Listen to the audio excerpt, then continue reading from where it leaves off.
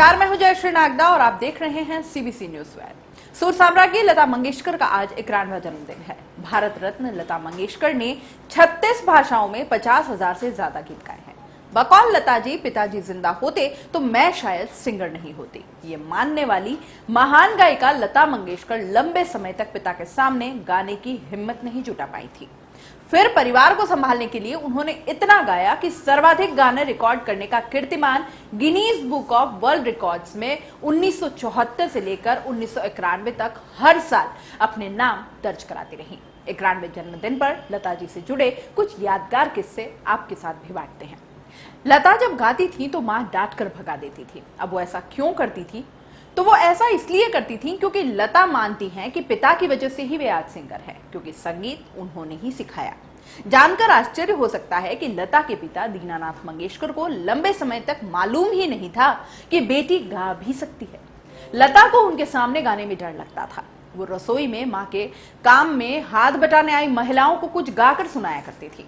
मां डांट कर भगा दिया करती थी कि लता के कारण उन महिलाओं का वक्त जाया होता था, ध्यान बंटता था। अपने पिता के शिष्य को सिखाया सही सुर और फिर सफर शुरू हो गया। कैसे, आइए बता देते हैं। एक बार लता के पिता के शिष्य चंद्रकांत गोखले रियाज कर रहे थे। दीनानाथ किसी काम से बाहर निकल गए। 5 साल की लता वहीं खेल रही थी। पिता के जाते ही लता अंदर आई और गोखले से कहने लगी कि वो गलत गा रहे हैं। इसके बाद लता ने गोखले को सही तरीके से गाकर सुनाया। पिता जब लौटे तो उन्होंने लता से फिर गाने को कहा। लता ने गाया और वहां से भाग गई। लता मानती है, पिता का गायन सुन सुनकर ही मैंने सीखा था, लेकिन मुझ में कभी इतनी हिम्मत नहीं थी कि उनके साथ गा सकूं। लता जी के पिताजी की सच हो गई थी भविष्यवाणी। कैसे? इसके बाद लता और उनकी बहन मीना ने अपने पिता से संगीत सीखना शुरू किया। छोटे भाई हृदयनाथ केवल 4 साल के थे जब पिता की मौत हो गई। उनके पिता ने बेटी को भले ही गायिका बनते नहीं देखा हो, लेकिन लता की सफलता का उन्हें अंदाजा था। अच्छे ज्योतिष जो थे, लता के मुताबिक उनके पिता ने कह दिया था कि वो इतनी सफल होंगी कि कोई उनकी ऊंचाइयों को छू भी नहीं पाएगा। साथ ही लता यह भी मानती है कि पिता जिंदा होते तो वे गायिका कभी बन ही नहीं पाती, क्योंकि इसकी उन्हें इजाजत ही नहीं मिलती। लता जी ने 13 की उम्र से ही परिवार संभाल लिया था।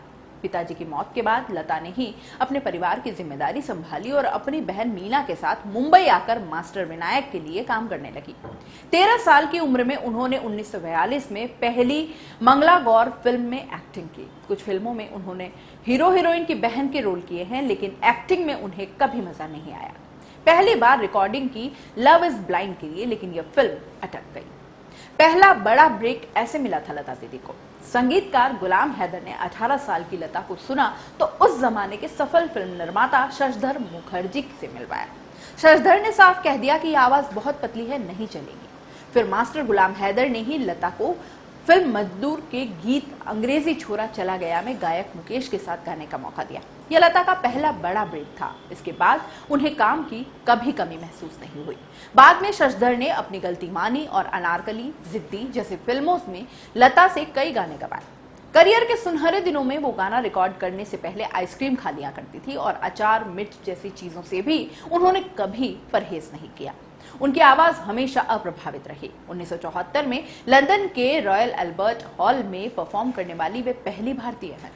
अपने सफर को जब लता याद करती हैं तो उन्हें अपने शुरुआती दिनों की रिकॉर्डिंग वाली रातें भुलाई नहीं भूलती। तब दिन में शूटिंग होती थी और रात की उमस में स्टूडियो फ्लोर पर ही गाने रिकॉर्ड होते थे। सुबह तक रिकॉर्डिंग जारी रहती थी और एसी की जगह आवाज करने वाले पंखे होते थे। अगर आप YouTube पर देख रहे हैं तो सीबीसी न्यूज वायर का चैनल सब्सक्राइब करिए। पास में दिख रहे बेल आइकन को भी दबाइए, ताकि जब भी हम आपके लिए कोई खबर, कोई जानकारी लेकर आए तो सबसे पहले आपके पास नोटिफिकेशन पहुंचे।